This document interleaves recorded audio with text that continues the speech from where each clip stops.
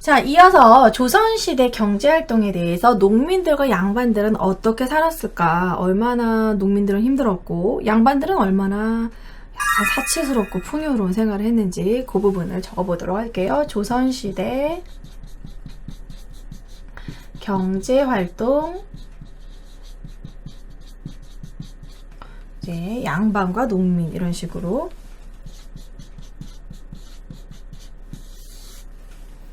양반은 농민. 과전, 국가에서 받은 과전법으로 받은 과전도 있었고, 이제 그 후에 이제 녹봉도 받았죠. 녹봉제, 녹봉도 있었을 것이고, 그리고 또 이제 대대로 집에서 내려오는 뭐 선산도 있고, 개인 소유의, 부모로부터 받은 개인 소유의 토지도 있었고, 꼭 지금이나 옛날이나 잘 산 것들은 땅이 많아, 땅이 이제 얼마나, 자, 토지도 있었고, 그리고 노비들도 하나의 이제 양반들의 재산이죠. 그리고 외거노비의 신공도 하나의 부의 원천이 되겠죠. 외거노비 같은 경우에는 이제 노비가 사실 두 종류예요. 그거는 사실 이제 우리가 사회 파트에서 더 자세히 배우겠지만, 솔거노비는 같이 거주하는, 같이 식솔이라고 하죠. 그래서 이제 같이 거주하면서 마당 쓸고, 밥 차리고, 청소하고, 그런 식의 같이 거주하는 애들. 걔네들은 노동력을 바침으로써, 이제 주인이 주시는 이제 음식 같은 거 먹고 살고, 이런 식의 노비예요. 근데 외거노비 같은 경우에는 좀 따로 거주할 수가 있습니다. 왜냐면, 이 땅을, 개인 소유의 토지를 점점 넓히면서, 이거를, 이제 농사를 양반이 절대 직접 안 지잖아. 그래서 노비를 이용해가지고 이제 농사를 짓게 돼요.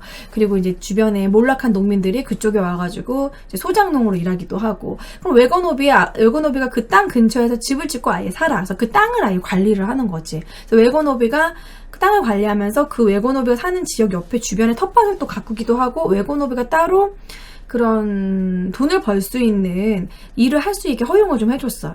그래서 외거노비는 너는 따로 거주하는 대신 나에게 신공을 바쳐서 또 외거노비한테 뭔가를 또 받아. 돈을 받아. 그게 신공이에요. 몸값이다. 이렇게 생각하시면 됩니다.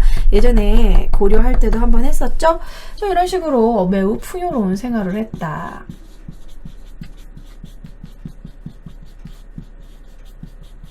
진정한 이제 금수저의 삶을 살고 있었던 거죠. 그리고 양반들은 어떤 식으로 해서 또 본인들의 부를 늘렸냐면, 이 노비 수를 일부러 늘립니다. 자기네들이 가지고 있는 노비를 일부러 양인과 결혼을 시켜요. 이때는 뭐 어떤 법이 있었냐면, 한쪽이 천하면 자식도 천하다라는 일천직첩법이라는 게 있었어. 그러니까 예를 들어서 우리 집 노비가 되게 예뻐. 되게 예쁜데 양인을 꼬셨어. 근데 그 양인이 나는 이 여자랑 결혼해서 노비가 돼도 상관없다. 이러죠. 결혼을 해. 그럼 결혼해라. 허락을 해줘. 그러면 이제 결혼했으니까 뭐 우리 집에 와서 살아라. 이래가지고 살아. 그럼 이제 그 노비의 자식들이 나오잖아요. 그럼 걔네들도 다 노비야. 남편도 노비. 그 엄마가 노비이기 때문에 자식들도 노비. 이게 바로 일천직천이에요. 그래서 예를 들어서 그 이제 뭐 집에 데리고 있는 몸종 여종이 너무 예뻐가지고 그 집안의 어르신이 이제 건드렸어. 그래서 이제 임신을 했단 말이야. 그런데도 걔는 양반이 될 수 없어. 어머니가 노비이기 때문에. 일천직천이니까. 이제 그런 애들을 서월이라고 또 다른 명칭을 쓰죠. 왜냐면 아버지는 너무 높은 영의정 이 정도급의 되게 높은 양반인데, 자식은 어머니가 노비여가지고 이렇게 서월로 떨어지는 거야. 그래서 그런 경우에는 서월 같은 경우는 약간 좀 중인급에 들어가게 돼요. 왜냐면 노비로 아예 떨어뜨리기에는 아버지가 너무 좀 높은 그런 양반이기 때문에, 그런 경우 이제 서월이 되고, 홍길동이 이제 서월이죠. 아버지라 부르지 못하고. 그래서 이 서월들이 사실은 공부를 많이 하고 국가에 많은 이제 그런 정약용도 서월이었고, 그런 사람들이 많아요. 그래서 어쨌든 일천직천, 양인과 결혼하게 되면 그게 노비가 돼버립니다. 양반과 이제 결혼하게 되면 서월이 되는 것이고, 일천직천, 어머니가 천하면 자식들도 천하게 되는 노비가 되는 거죠. 그래서 이때 당시 양반들의 노비는 최소 어느 정도 노비를 거느렸느냐, 최소한 10명부터, 어느 정도 양반들은 10명부터 많게는 300명까지 거느렸다고 해요. 그래서 노비의 수가 장난이 아니었구나. 노비가 하나의 재물이 될 수 있었고, 사고 팔 수가 있었어요. 매매, 상속, 증여가 가능했습니다. 노비는 그냥 재산이었어요. 양반들의 재산. 그래서 사실 그 조선시대 보면은 노비 사례가 꽤 많았어. 그 노비가 말을 안 듣거나 노비가 이제 감히 이제 대들거나 그러면은 멍석말이를 해요. 이렇게 김밥처럼 멍석에 말아서 때리는데 멍석말이 잘못하다가 이거를 잘 말아서 이 멍석말이 하는 게 뭐냐면 때리긴 때리는데 벌을 주긴 벌 주는데 죽이지는 않기 위해서 멍석말이를 하는 거야. 근데 멍석을 말았을 때 머리까지 말았어야 되는데 대충 말다가 머리를 안 말아서 머리 맞잖아. 그러면 죽기도 했어요. 그럼 조용히 그냥 갖다 버리고 노비 사례가 꽤 조선시대에는 많았다라는 거. 이제 마님이 이제 쌀밥을 이제 주다가 이제 그 돌쇠한테 쌀밥 주다가 이제 남편한테 걸리면은 멍석말이 당해서 죽기도 하고. 자, 아무튼 양반들은 이런 식의 과전, 녹봉, 개인 소유 토지, 노비, 외거 노비, 신공으로 풍요로운 생활을 했다. 일천직천, 이게 중요하고요. 농민들은 여전히 힘들었는데 정부에서 중농 정책을 펼쳐요.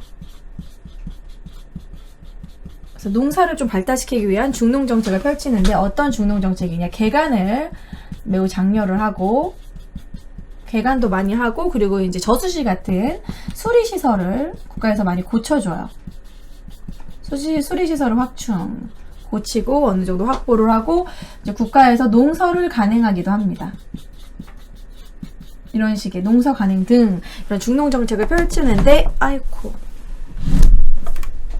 그 농서가요, 고려 때는 농상집요라는 중국으로부터 들어온 그 농서를 썼는데, 이제 조선시대에는 농사직설이라고 해서 우리나라 풍토에 맞는 그러한 농서를 간행하게 됩니다. 그래서 농사직설은 중요해요. 외워두시면 좀 좋을 것 같아요. 우리나라 기후와 우리나라의 땅, 우리나라의 풍토에 맞게 우리가 만든 세종대왕 때 만든 것이죠. 농사직설. 그리고 이제 기존의 농사기술도 많이 발달하게 됩니다. 농사기술이 많이 발달하게 되는데, 어떤 농사기술이 발달했느냐? 2년 3작이 일반화됐어요. 윤작이라고도 할 수 있는데 2년 동안에 3개의 작물을 돌아가면서 예를 들어서 조, 보리, 콩 이런 순서로 조를 키우다가 보리를 키우다가 겨울에 그 다음에 콩을 이제 또 봄부터 키우는 조, 보리, 콩 이 순서대로 2년 3작이 일반화됐다. 그만큼 거름을 잘 썼다는 거죠. 자, 그리고 모내기법이 보급됐다. 근데 모내기법을 보급하긴 했는데 모내기법을 하려면 이양법이라고도 하죠. 이 모내기법을 하려면 좀 물이 자작하게 고여 있어야 돼. 그런데 이제 가뭄이 되잖아요. 그러면 모내기법을 하게 되면 가뭄 때 되게 피해를 많이 보게 돼. 그래서 국가에서 모내기법은 가뭄의 피해가 너무 심하기 때문에 가뭄이 나면 거의 망한다고 봐야 돼.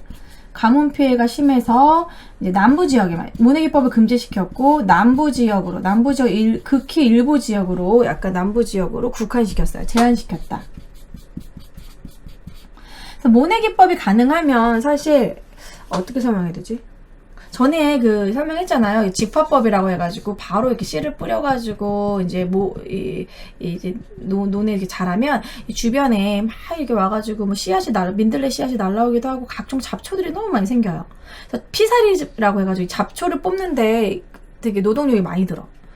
그래서 이제 그리고 수확량이 많이 적고 수확량이 직파법은 좀 적은 편이고.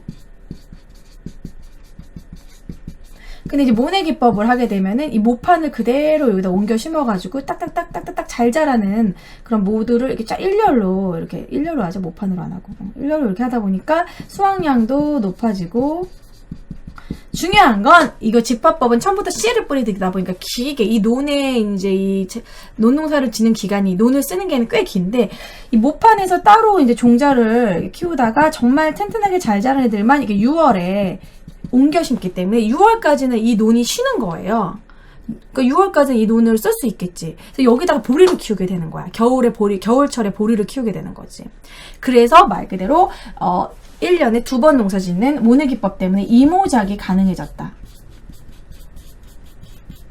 쌀을 키우고 또 보리를 키우는 이모작이 가능해졌는데 사람들이 이 이모작을 되게 선호했어요. 왜냐면 이 보리를 키우는 거는 세금을 걷지 않았어.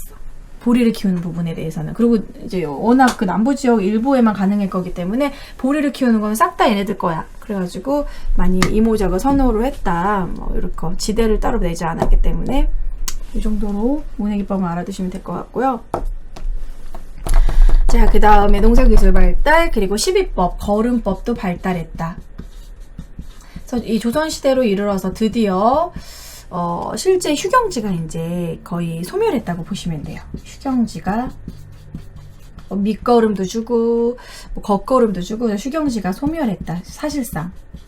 그전에는 휴경이 일반화되어 있었어요. 어느 정도 1년, 적어도 1년이나 3년을 땅을 묵혀야지만 스스로 거기서 거름이 생기고 막 지렁이도 들어가고 막 그 동물들이 거기 안에서 죽기도 하고 곤충도 죽고 막 이러면서 이게 약간 기름진 땅으로 변하면 다시 농사를 짓고 그런 식이었는데 이제는 시비법이 거름을 잘 쓰다 보니까 휴경지가 소멸되고 매년 농사를 질 수 있었다라는 거예요. 그리고 목화재배가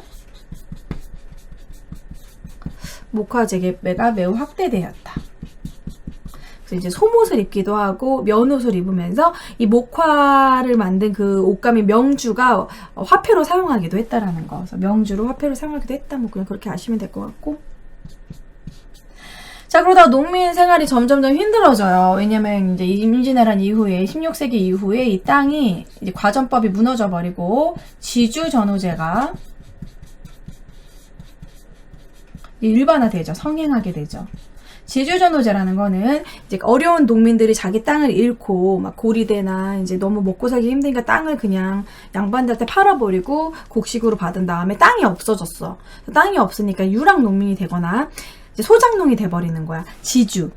그 양반의 땅을 양반이 이제 지주로 있는 땅에 전호로 가가지고 일을 한다. 소작농이 돼버리는 거야. 그래서 이때는 2분의 1의 지대를 내게 되겠죠. 2분의 1의 지대, 뭐 다른 말로 병적반수제가 돼버리는 거지. 자, 그럼 점점 먹고 살기 힘들어져. 그럼 얘네들은 땅이 없잖아. 농민들은 땅이 없으니까 세금을 내면 안 돼.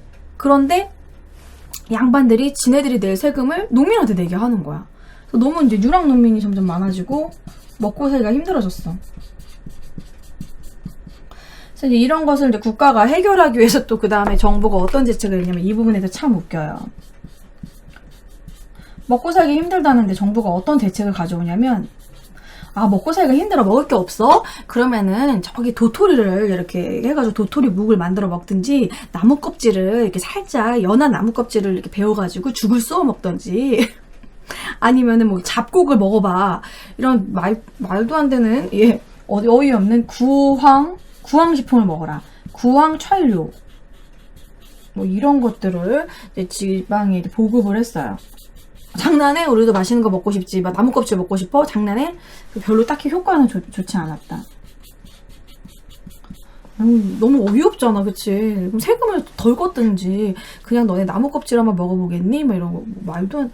그리고 이제 농민들을 도와주기보다는 감시하는 쪽에 급급했다. 호패법과 오가작통법 실시. 으아, 힘들어. 글씨가 안 써져. 자, 호패법과 오가작통법을 실시해서 감시하는 거죠. 호패라는 건 뭐냐면, 이제 그 예전 사람들의 민증 같은 경우에요. 그래서 호패를 달고 다니게 해가지고, 이제 그 동네를 이제 도망가잖아? 그럼 호패로 이제 다 파악을 하니까, 이제 얘를 잡기 위해서, 유망농민. 그러니까 세금 걷기 싫어서 사람들이 막 도망을 가요. 새벽에 막 몰래 탈주, 막 도망을 가. 그럼 도망가는 거 쉽게 잡기 위해서 호패법을 강화했고, 오가작통제는 뭐냐면, 5집을 하나의 통으로 묶어요. 5집을 하나의 통으로, 오가를 하나의 통으로 묶는다. 5개의 가옥을. 그래서 서로 감시하게 하는 거야. 그래서 여기가 한 명, 이제 A, 1, 2, 3, 4, 뭐 A, B, C, D, E 이렇게 했을 때 얘가 도망갔어. 이 4집이 얘가 도망가잖아? 그럼 얘가 못 낸 세금을 얘네가 다 내야 돼.